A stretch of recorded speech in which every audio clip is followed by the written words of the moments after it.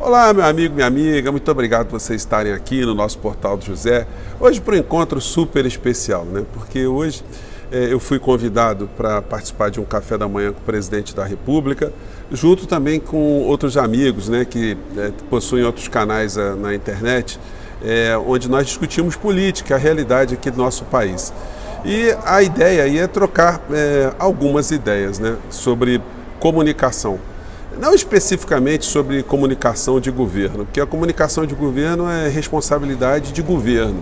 Nós que estamos nas redes, nós estamos travando uma batalha já faz algum tempo, né? Desde que essa gente chegou ao poder, essa gente que saiu, que foi expelida para o lixo da história, e a batalha continua, porque como nós temos conversado aqui muitas vezes, essa onda negacionista, essas pessoas conspiracionistas de extrema direita, elas não estão presentes só no Brasil. De fato, isso é um fenômeno mundial. Mas num país como o nosso, um país que tem o abismo social que nós temos, quando você tem na estrutura da sociedade grupos que funcionam para jogar a sociedade ainda mais para baixo, de uma forma ainda mais junta da insanidade, aí a coisa fica complicada. Então, enfim, nós vamos trocar algumas ideias, é uma oportunidade também de eu encontrar pessoalmente as pessoas que eu conheço pelas redes, nós vamos aprofundar os nossos laços, enfim. Muitas coisas bacanas certamente vão acontecer a partir desse encontro. Claro que eu vou fazer também algumas sugestões que forem possíveis de serem apresentadas nesse encontro ao presidente da República, questões que eu volto a dizer aqui, não são questões relacionadas ao governo em si, mas o combate contra esse processo que atacou a civilização, a nossa democracia, a nossa sanidade física e a nossa sanidade mental. Então eu espero que seja legal, o encontro não vai ser transmitido, mas eu vou depois reportar para vocês, né, e os outros canais também com certeza vão falar sobre o que aconteceu nesse dia, né? Eu quero aproveitar então para a gente tratar dos temas agora do dia de hoje, porque as coisas estão acontecendo e é importante também, como nós temos esse espaço para discutir política, a realidade, falarmos também sobre as coisas que estão acontecendo. Mas antes de mais nada, eu quero convidar você que está chegando agora no nosso portal a se inscrever. Você que é muito bem-vindo, conheça também os nossos outros vídeos. Se você gostar, compartilhe, dê seu joinha, mande seus comentários, porque são sempre lidos, são sempre considerados. Aliás, os comentários de vocês servem assim como grande manancial para que eu entenda o que as pessoas que estão antenadas com a realidade aqui no nosso país pensam também, né? É muito legal, porque é um grande caldeirão de cultura, é uma via de duas mãos. Eu jogo para vocês algumas informações que eu acumulei ao longo da minha vida, mas eu recebo muitas informações, muitas experiências de pessoas que acumularam também experiências nas suas áreas durante toda uma vida também, né? Então é muito legal, enfim, participe aqui dos nossos encontros também, que eu sempre faço entre 5 horas e 5 e meia. E se puder, se inscreva também no nosso clube de membros, que é uma forma adicional de você ficar ainda mais engajado aqui no nosso portal, tá bom? Gente, como eu falei com vocês ontem, seria impossível, depois da fala do presidente Lula ontem na posse do presidente do BNDES, o Aloysio Mercadante, onde ele criticou de uma forma muito contundente a política de juros estabelecida pelo Banco Central, que não houvesse, né, nenhum tipo de ataque dos principais colunistas, que não houvesse ali uma efervescência. Isso foi feito, sobretudo, nos veículos mais específicos, que lidam com a opinião pública, que tem uma maior familiaridade com os temas da economia. Para o povão, os telejornais passaram meio ao largo dessa discussão do que é o Banco Central, por que o Lula criticou o Banco Central, por que ele criticou a taxa de juros.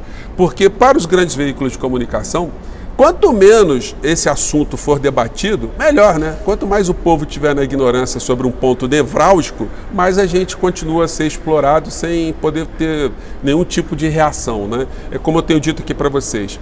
Nós estamos nas mãos de um suposto proprietário de um imóvel que cobra o aluguel que quiser, o tempo que ele quiser, da forma que ele quiser.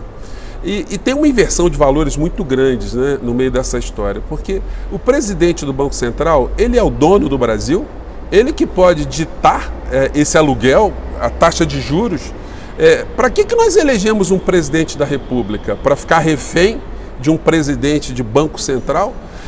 Essa situação é uma anomalia, né, que foi criada pelo setor financeiro, pelos banqueiros, juntos com os grandes veículos de comunicação que aprovaram durante a pandemia essa insanidade, essa infâmia do presidente da República, eleito pelo povo brasileiro, ter que ficar pedindo algum tipo de favor, entre aspas, para aquela pessoa que não foi eleita, que está ali encastelada. E na situação atual existe um ponto mais grave, né, que o presidente do Banco Central, o Campos Neto, ele está num grupo, né, ainda de ex-ministros do Bolsonaro. Ele é aquele também que saía com camisa amarela em encontros da campanha de Bolsonaro. Então é esse cara agora que está comandando a política de juros aqui do nosso país, ele que vai transformar o inquilino, né, inquilino entre aspas, né, o povo brasileiro em refém do que o mercado quiser. Então, a fala do presidente Lula, ela de um certo modo, ela não foi reverberada pelos grandes veículos de comunicação, porque ela justamente acende o debate.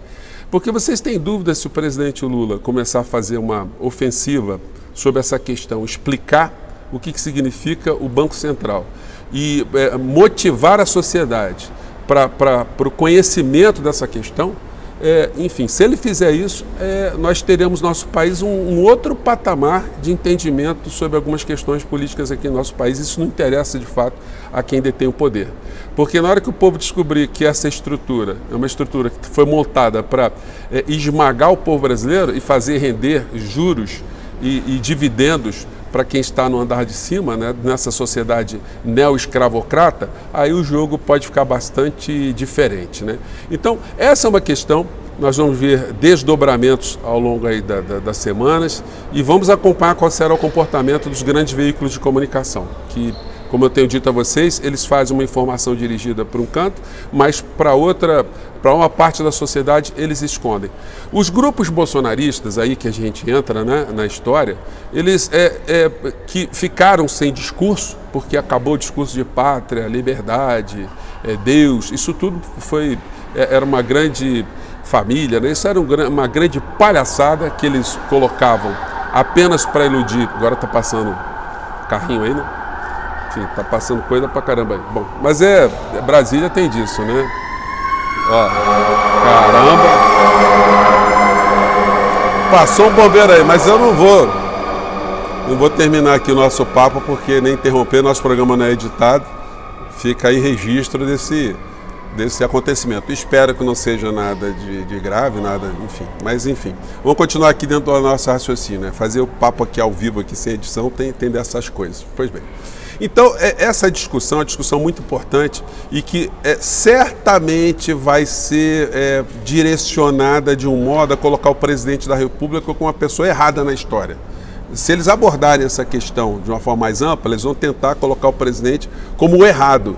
Mas isso vai acender um debate e aí nós vamos poder entrar nesse debate também, combatendo essas redes que eu estava falando há pouco, que estão vivas ainda depois que o discurso ficou esvaziado.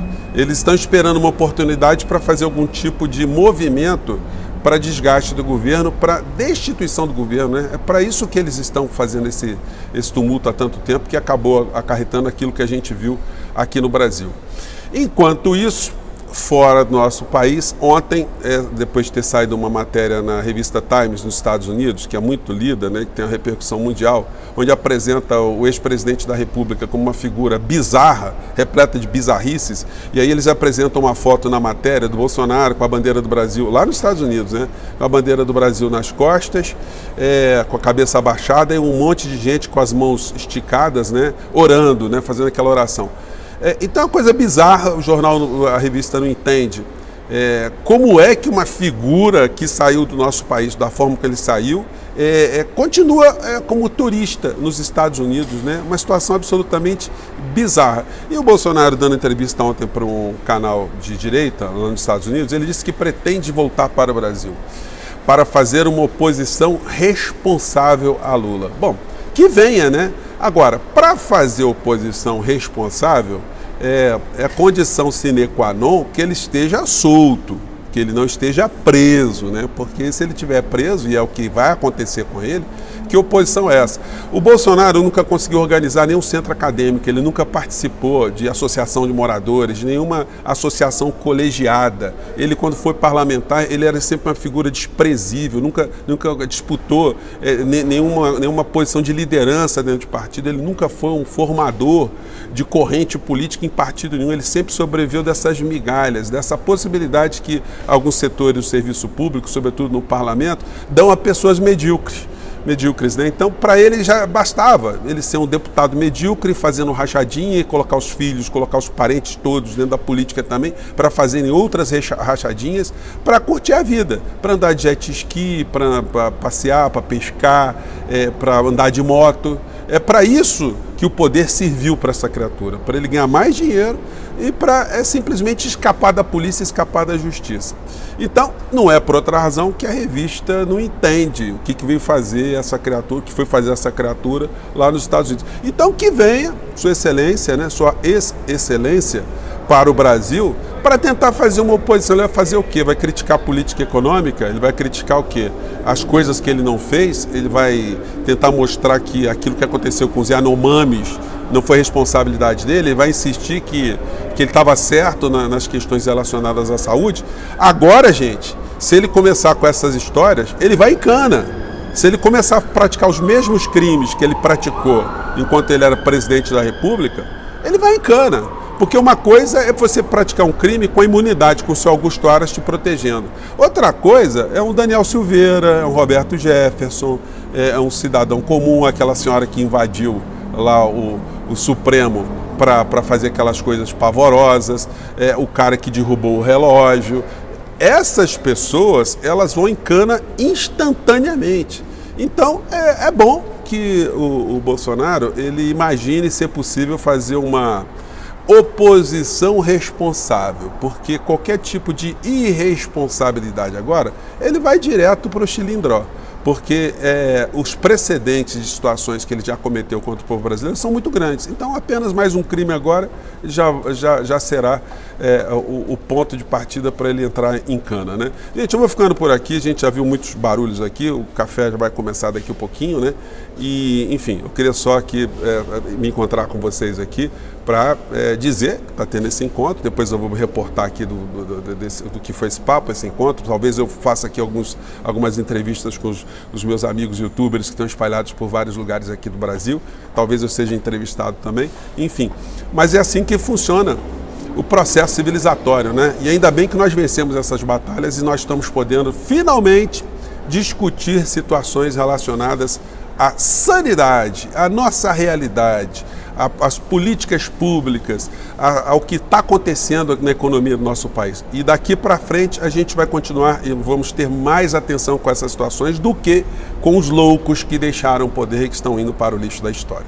Gente, eu fico por aqui, desculpem os bombeiros, os carros de polícia, mas enfim, nosso papo é sempre assim, direto, né? Um grande abraço, até mais tarde, tchau!